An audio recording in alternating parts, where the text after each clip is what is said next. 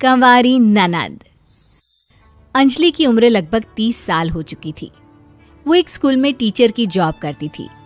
अंजलि के घर में उसकी माँ के अलावा उसका छोटा भाई और भाभी भी रहा करते थे। 30 साल की उम्र होने के बाद भी अंजलि की अब तक शादी नहीं हुई थी। इस बात को लेकर अंजलि की माँ रुक्मिणी देवी काफी परेशान रहा करती थी। माँ, मैं स्कूल जा रही हूँ, जरा मेरा टिफिन तो दे दीजिए। अब क्या पूरी जिंदगी मैं तुझे टिफिन बनाकर देती रहूंगी? अरे कुछ सोचा भी अपने बारे में या बस ऐसे ही? क्या माँ, सुबह सुबह फिर वही बातें लेकर बैठ गई। माँ गलत क्या कह रही है अंजलि दीदी? इतनी उम्र हो चुकी है आपकी, माँ कब तक आपकी सेवा करती रहेंगी? भाभी, मैंने माँ को कब कहा कि मेरी सेवा करो? वैसे भी अपना टिफिन मैं खुद तैयार कर लेती हूँ, बस टेबल से उठाकर देने को ही तो कहा था। वैसे अंजलि दीदी, देखा जाए तो टिफिन उठाकर देने की उम्र तो आपकी है। आपका अपना घर परिवार बच्चे होते तो ये जिम्मेदारी आज आप पूरी कर रही होती। एक बात मेरी समझ में नहीं आती, अगर मेरी शादी नहीं हुई तो इसमें मेरी क्या गलती है? और तुम सब लोग मेरे पीछे क्यों पड़े रहते हो? अरे कुछ कहना क्या पीछे पड़े रहना होता है? अपने छोटे भाई को देख, तुझसे 3 साल छोटा है लेकिन 2 बच्चे खेल रहे हैं आंगन में। मुझे आप लोगों की कोई बात नहीं सुननी, जा रही हूँ मैं। और आप में से किसी को मेरा कोई काम करने की जरूरत नहीं है, मैं खुद संभाल लूंगी। इतना कहकर अंजलि वहां से चली जाती है। शाम को जब अंजलि अपने स्कूल से लौटकर घर वापस आती है तो उसने देखा कि पड़ोस वाली निर्मला चाची वहां पर बैठी हुई थी।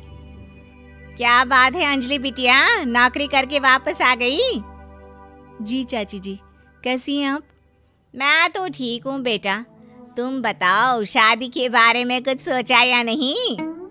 अरे रहने दीजिए ना, इससे तो शादी की बात करना ही बेकार है। कुछ भी कहो तो गुस्सा करती है, बात बात पर आंखें दिखाती है। माँ, आप ऐसा क्यों कह रही है? मैंने कब आप पर गुस्सा किया? अरे अंजलि बेटा, तुम्हारी माँ ठीक ही तो कहती है। 30 की होने आई हो, अब तुम्हें भी शादी वादी कर लेनी चाहिए। चाची जी, आप तो ऐसे कह रही हैं जैसे शादी करने से मैंने मना किया हो।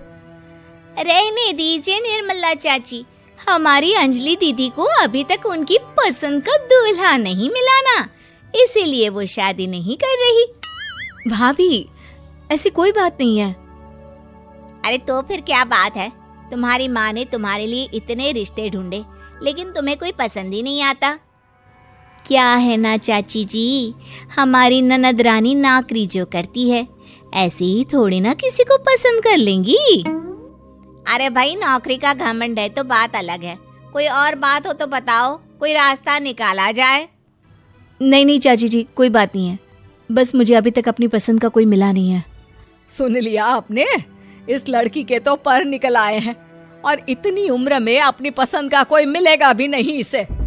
माँ, आप मेरी शादी को लेकर हमेशा मुझे ताने क्यों मारती रहती हैं? अपनी माँ की बातें तो ताने लगती है। ताने हैं? बताओ, मैंने कुछ गलत कहा क्या? देखो, ये सब छोड़ो, मेरी दूर की बुआ का बेटा है, उसकी अभी शादी नहीं हुई है, उम्र होगी कोई 34-35 साल। आप कहें तो बात आगे बढ़ाऊं? अरे हाँ हाँ, क्यों नहीं, ये भी कोई पूछने की बात है। अरे जल्दी से लड़के को यहाँ बुला लो। माँ, आप मुझसे पूछे बिना मेरी शादी की बात करने जा रही हैं, और मेरी उम्र 30 भी पूरी नहीं हुई है। निर्मला चाची कह रही है कि वो लड़का 35 साल का है। अंजलि दीदी, आपको क्या लगता है इस उम्र में कोई फिल्म का हीरो आएगा आपके लिए? देखिए, अब पसंद और नापसंद की बात तो रहने दीजिए, पसंद करने की उम्र तो आपकी निकल चुकी। अब तो जो भी मिले उसी से शादी कर लीजिए, इसी में भलाई है। तेरी भाभी बिल्कुल ठीक कह रही है। अब जैसा रिश्ता मिले उसके लिए हाँ कर देना, ताकि हम भी गंगा नहाए। ठीक है, चलिए, मैं उस लड़के को कहती हूँ, वो कल ही अंजलि को देखने आ जाएगा।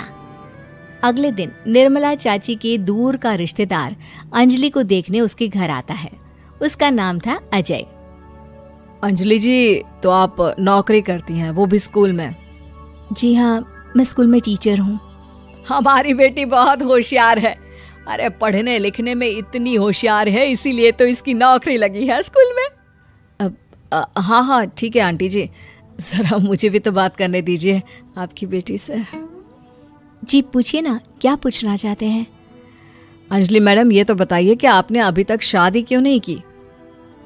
बस ऐसे ही, कहीं कोई रिश्ता पसंद नहीं आया इसलिए। लेकिन क्या मैं आपसे पूछ सकती हूँ कि आपने शादी क्यों नहीं की? अंजलि, क्या कर रही हो तुम? लड़कियों को इस तरह की बातें नहीं शोभा देती। रहने दीजिए आंटी जी, आपकी बेटी काफ़ी पढ़ी लिखी है, मैं उनके सवाल का जवाब दे ही देता हूँ। वो क्या है ना, मुझे भी अभी तक अपनी पसंद की कोई लड़की नहीं मिली।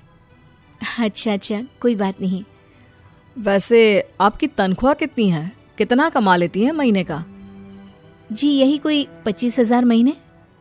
बस 25,000? इतने से क्या होता है? इतने से तो आजकल घर भी नहीं चलता।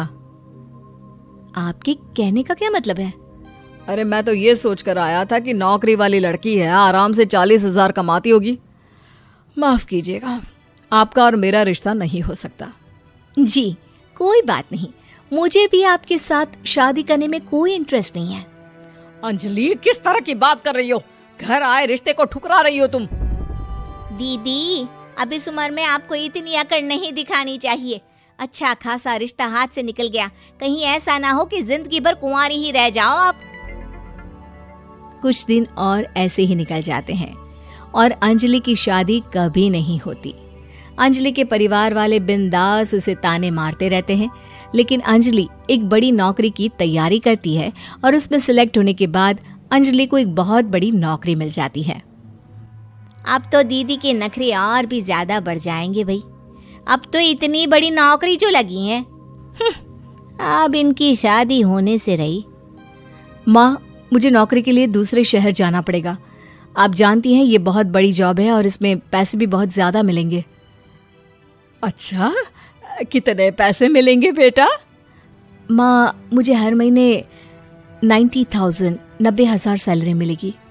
क्या? अरे वाह वाह, ये तो बहुत अच्छी बात है। लेकिन फायदा क्या? कितने भी पैसे मिले, शादी तो हुई नहीं ना तुम्हारी।